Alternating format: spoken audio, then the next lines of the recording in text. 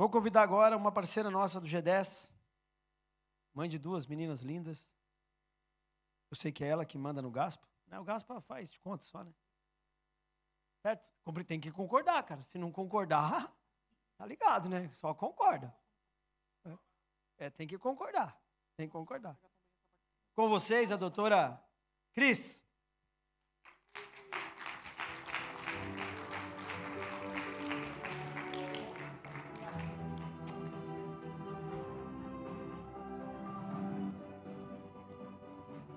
Boa tarde, boa tarde. Voltar agora um pouco depois do almoço fica difícil, né? Mas quero trazer para vocês um pouco do que eu vivi, do que mudou a minha vida e de como as coisas se transformaram muito no Brasil, que me possibilitaram estar aqui hoje. Então, eu estou com o Cris, já vai fazer 1 ano e meio, mas parece que já estou há uns 5 anos, porque ele fez a minha vida mudar, né? Entender que o meu escritório é uma empresa e que precisa estar bem estruturada.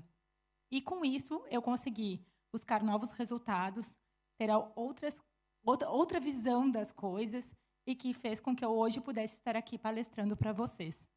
Mas eu tinha preparado uma palestra para falar sobre a estruturação da empresa. Por quê? Eu trabalho com o direito empresarial no Brasil e hoje o que eu mais faço nas empresas é visitar as empresas e entender onde tem os pontos de atenção que nós precisamos mudar. Porque eu acredito que quanto mais próximo o jurídico estiver do cliente, maiores e melhores serão os resultados. E a gente fez ontem um hot seat que me trouxe muitos insights. Nós conversamos sobre as principais dores, principalmente do pessoal aqui de Portugal, os advogados que estavam comigo, mas que são muito próximos às dores que a gente tem no Brasil. Então, como todos os colegas já trouxeram hoje, falando sobre marketing, sobre resultados, estruturação da empresa, atendimento de cliente, acho que a gente já vem falando bastante sobre isso. E eu também ia falar sobre como construir um negócio sustentável. Mas eu acho que a gente pode fazer uma coisa um pouco diferente, porque eu acho que agrega muito um colega trazer a sua dor e a gente ajudar ele a resolver essa dor. Porque, com certeza, a dor dele é a nossa dor, já foi a nossa dor ou poderá ser a nossa dor. Então, eu queria que vocês me dissessem se hoje vocês já se consideram empresas ou ainda vocês se consideram apenas advogados. Empresa. Hoje, tem alguém aqui ainda que ainda acha que é só advogado? Você acha? Por que você acha que você ainda é só uma advogada?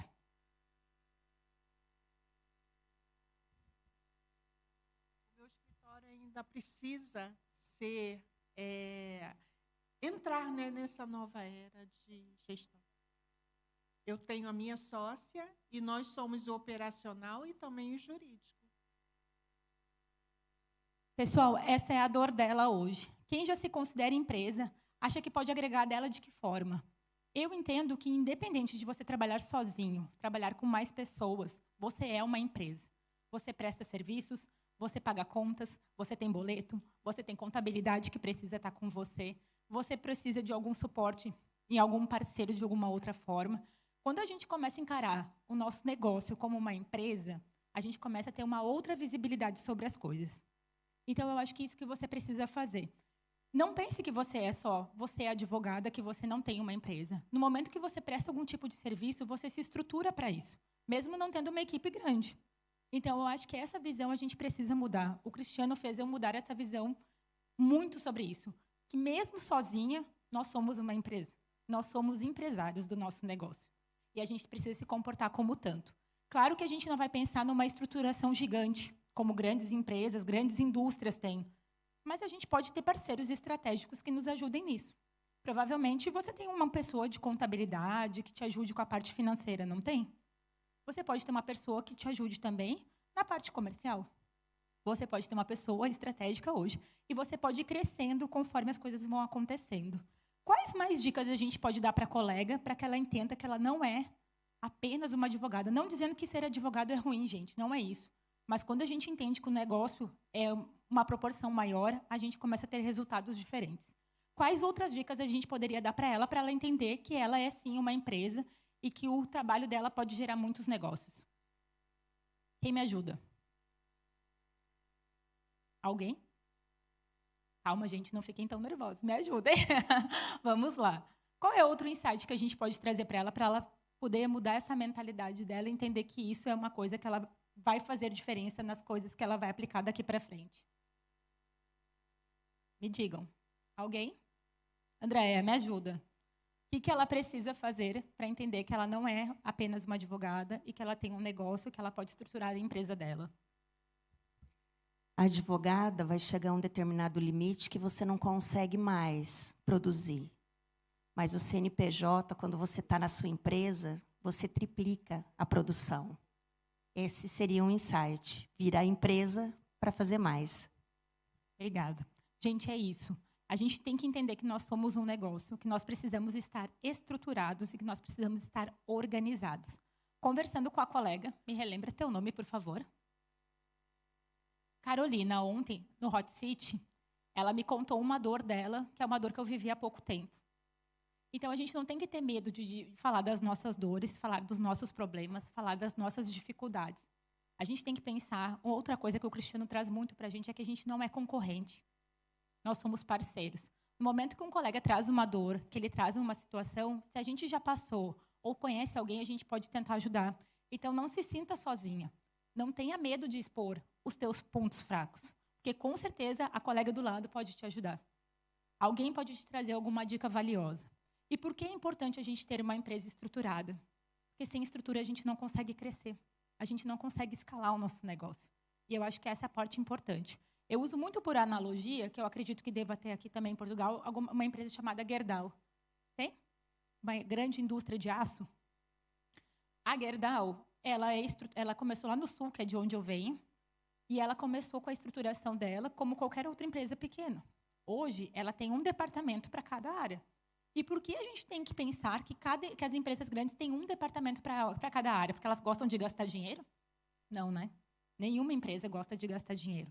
Ela tem a sua estruturação porque isso faz com que ela tome as melhores decisões para o crescimento. O presidente da XP, que o Cristiano comentou também, o Benchimol, ele falou que ele é muito conservador nos negócios, mas muito ousado nos negócios que dão certo. O que isso quer dizer?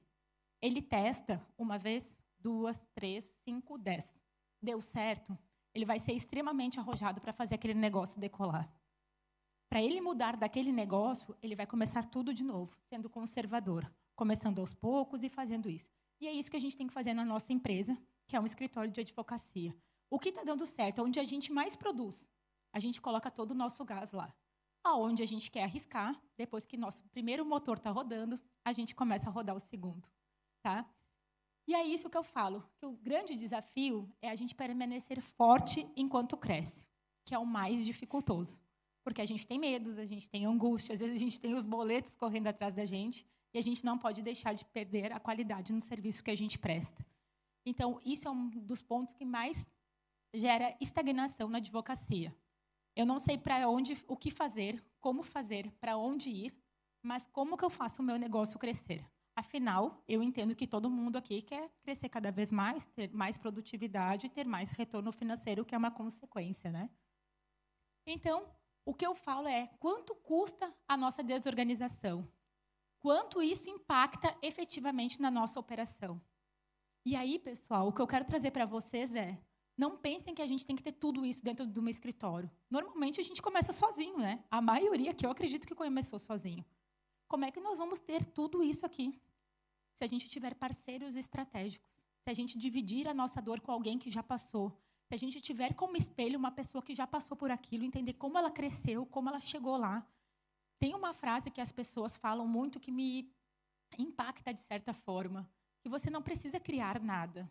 Você pode imitar de alguém que já deu certo. Só que a gente tem aquele negócio, nossa, vão achar que eu estou imitando, né? O que a Carolina fez ali, e o que vão falar de mim?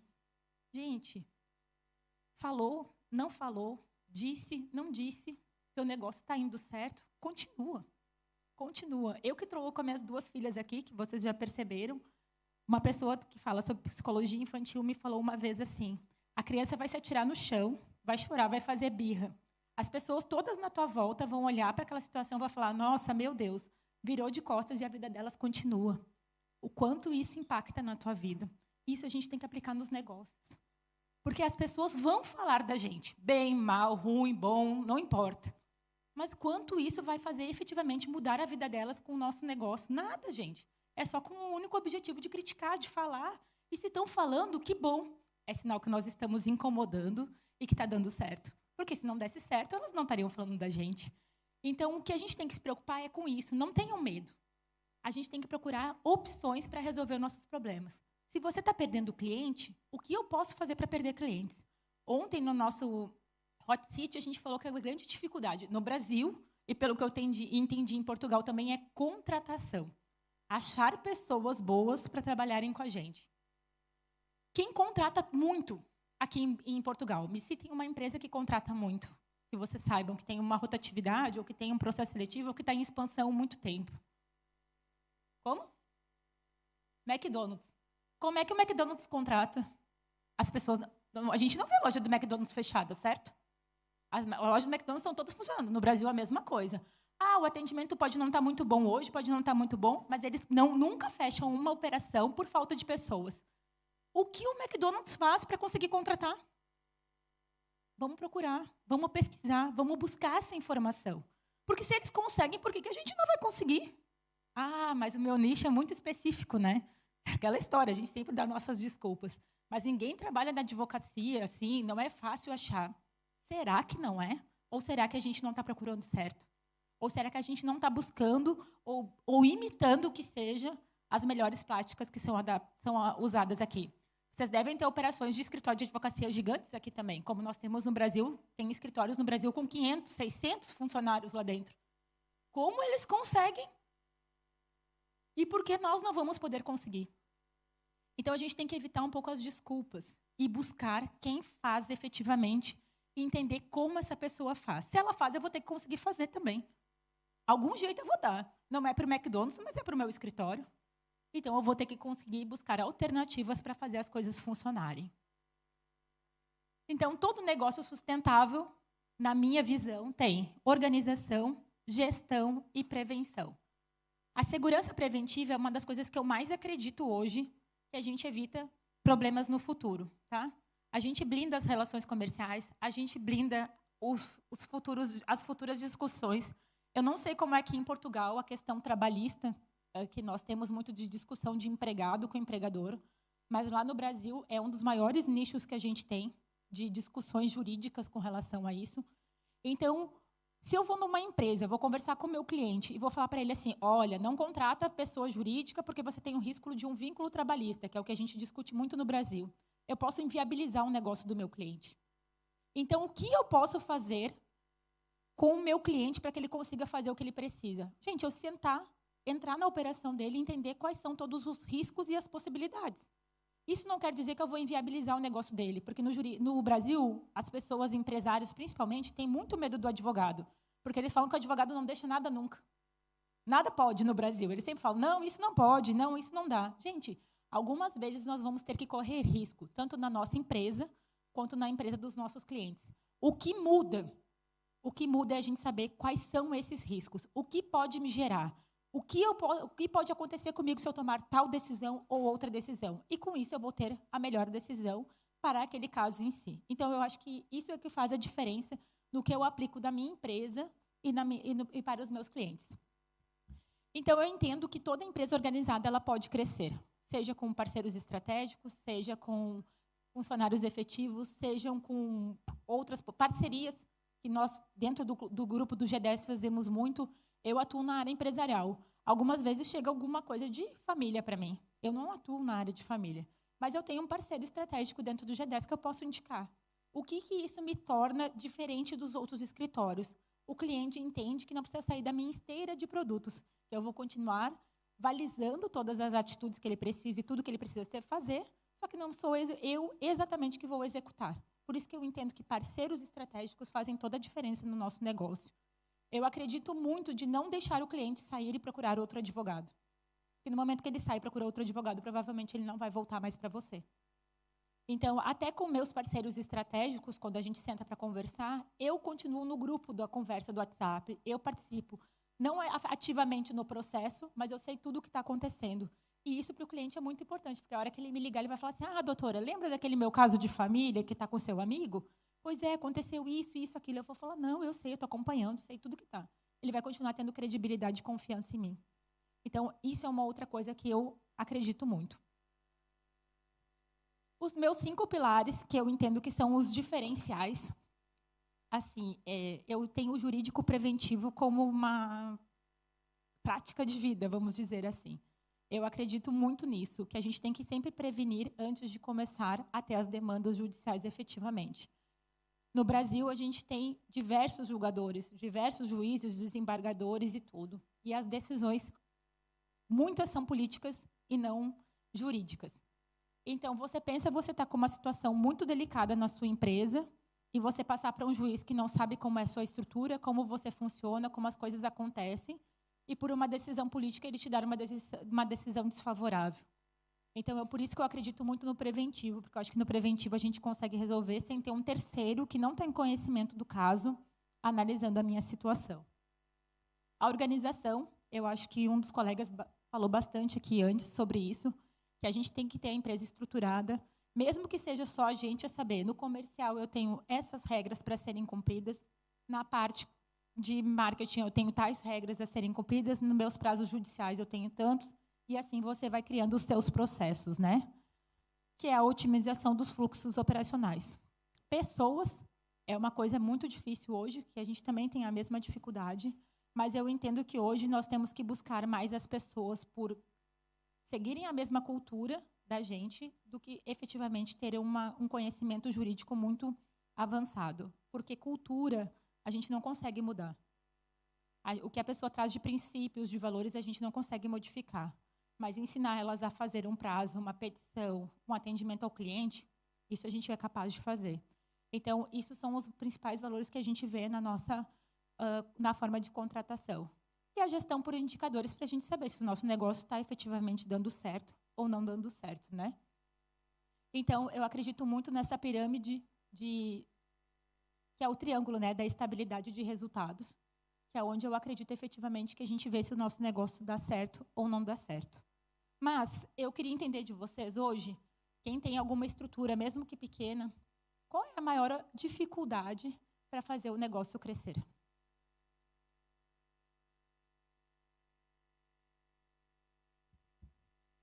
Gestão. Mais alguém com mais alguma coisa?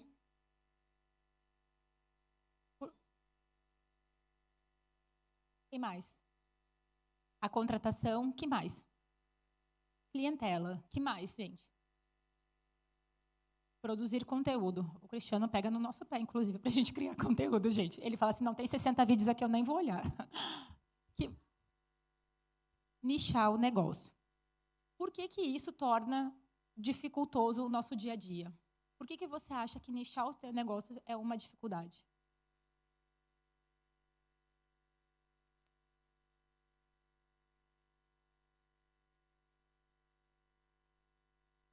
Ela falou que a dificuldade dela, que ela gostaria de trabalhar mais com uma área que ela gosta mais, mas que mais traz lucratividade para ela é uma outra área de atuação.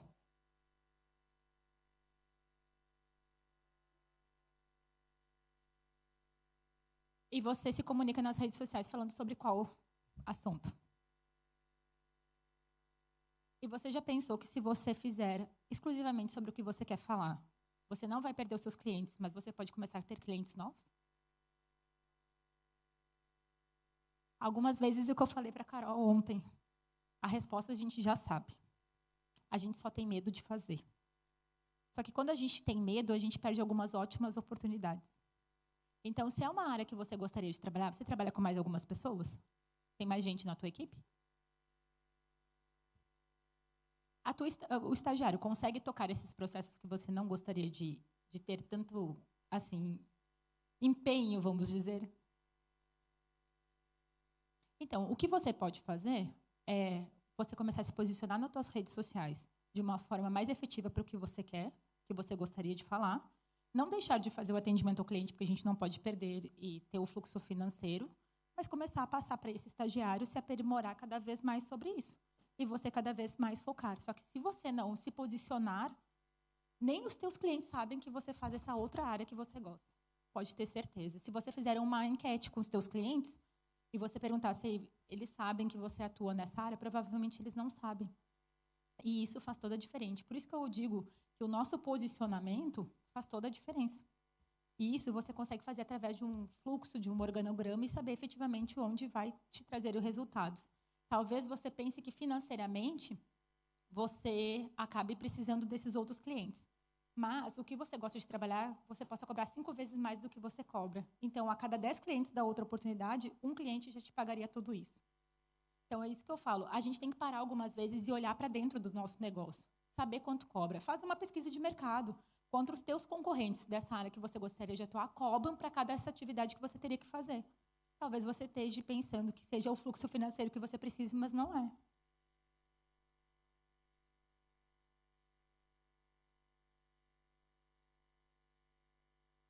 Pois é. Então, na verdade, você tem...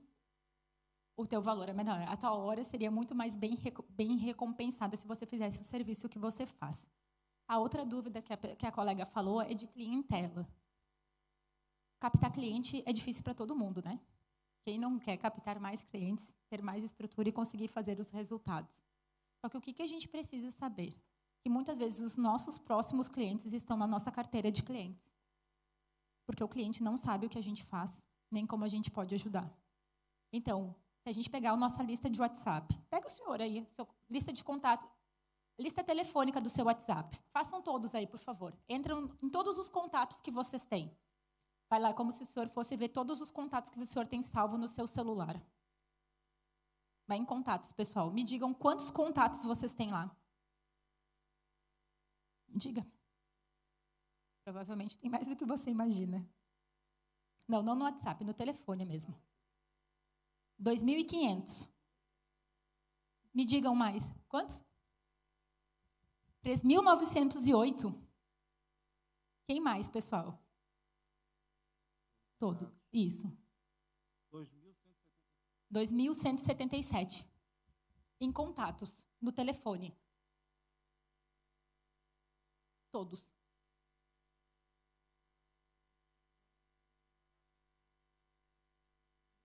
$1.356. Todos já viram isso, pessoal? Quantas oportunidades de negócios nós temos no nosso telefone que está na nossa frente? Pela média, aqui, mais de 2.000 pessoas estão conectadas com vocês. No mínimo. Quantas vezes... Quanto? 13.400. 4.198. Pessoal, ganhe um abraço. É isso que eu digo. Às vezes as coisas estão na nossa frente. Ganhe um copinho de bala. Obrigado, colega. A gente tem quase 2.000 contatos na nossa frente. Desses 2.000 contatos, quantos efetivamente sabem o que vocês fazem? Tenho certeza que nem 2% sabem o que vocês falam. Porque vocês falam com as mesmas pessoas com grande frequência, mas vocês têm 2.000 contatos ali. Quem não gostaria de ter 2.000 leads para trabalhar, para vender novos negócios na mão, com o WhatsApp, com o celular, com tudo ali pronto, gente? Está na mão de vocês. Uma dica que o Cristiano deu para a gente nessa última aula, que ele estabeleceu uma meta para a gente, ele falou para a gente postar no status do WhatsApp. Vocês postam? Ninguém posta aqui? Quem posta? Levanta a mão. 5 pessoas. Gente, 5 pessoas. Vocês têm 2.000 contatos no telefone. Se vocês postarem no status do WhatsApp, 2.000 pessoas estarão vendo o que vocês fazem. Entendeu? Então, assim, às vezes a gente quer procurar a fórmula mágica. Saber assim, nossa, isso aqui ele fez, eu vou fazer igual porque vai dar certo. Mas as coisas estão nas nossas mãos. É só a gente parar, pensar e fazer.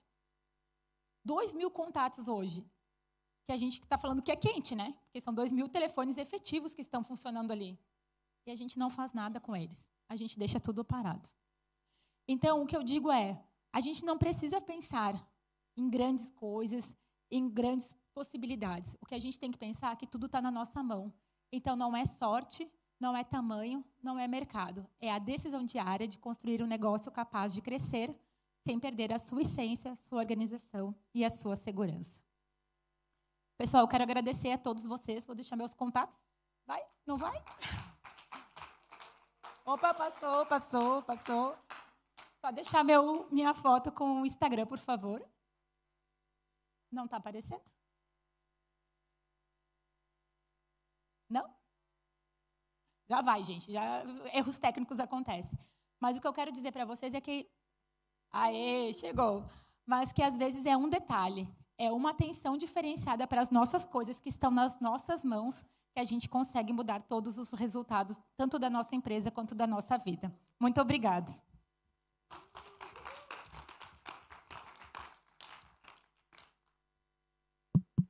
Está entupido a antena do telefone aqui, do microfone.